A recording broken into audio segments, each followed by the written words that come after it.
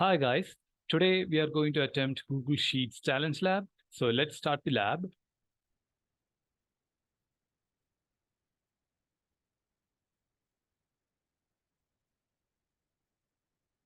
Okay, let's go to task number 1.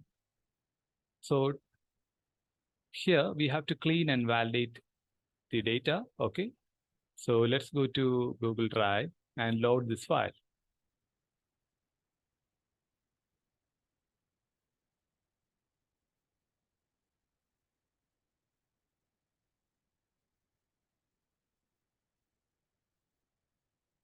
Okay,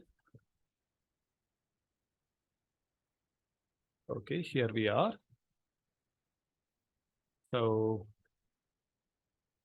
on the staff directory sheet, in column B, use a function to capitalize only the first letter of the employee's first name. Okay, so let's do that. Let's go to staff directory sheet. Over here, we have to capitalize the employee's first name, right? So use this function proper and type A2 and click autofill. That's it. Now what? Which of the following function checks whether a value is a valid email? Okay, that's easy email. Awesome. Now, you must verify that column D contains a valid email address. Okay, so identify the proper function to validate email address and use that function in column E. So let's go to column E. So the function is isEmail and type D2 and autofill. That's it. Okay, we are done. Let's check the progress. Okay, let's move to task number 2.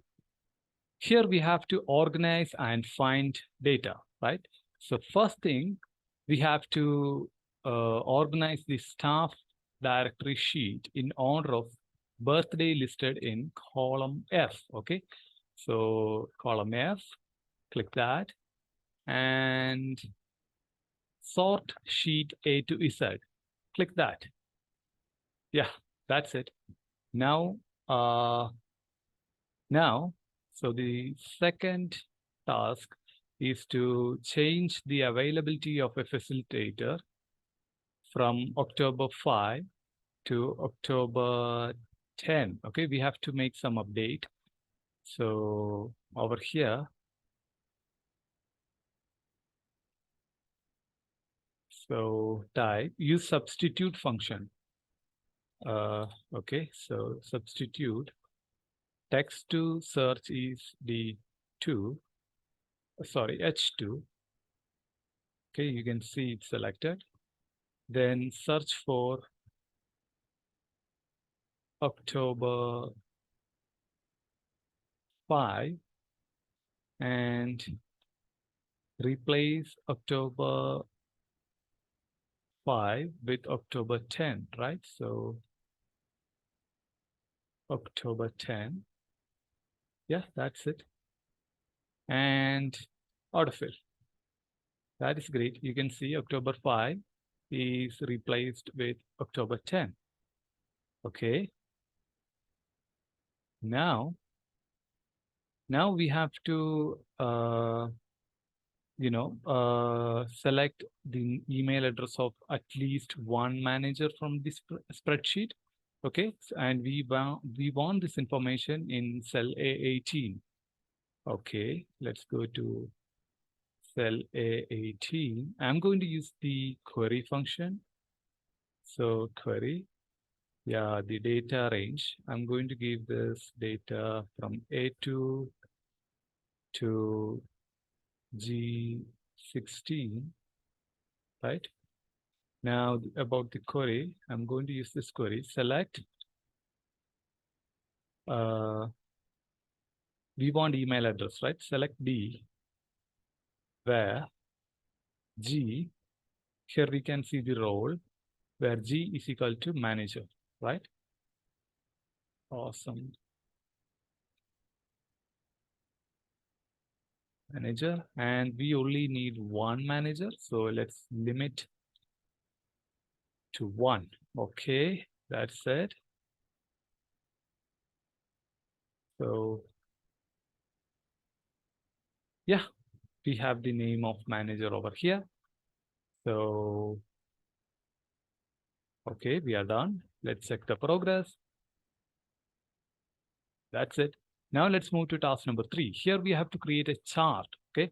Using the data in staff directory, create a chart that show the roles of staff member. So let's go to staff directory, and here we can see the roles. It's in column G. So let's select that and go to insert. From here, you can see the charts here. So just click that. Awesome. You have the charts here. Just place it here. Let's go back to the question. Over here, in order to complete this task, we have to create a Google slide, right? So create a new Google slide presentation with an embedded chart and use staff roles as the file name. Okay, let's copy the name from here and let's go to Google Slides.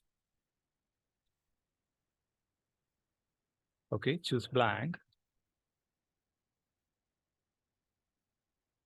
Okay, and from insert, choose charts, and here you can see from sheets. So click that. Okay, you can see the sheet here. So select that, click insert. Yeah, this is the chart you want. So select that and click import. Awesome. Now we have to rename the slide. So, okay, that's done.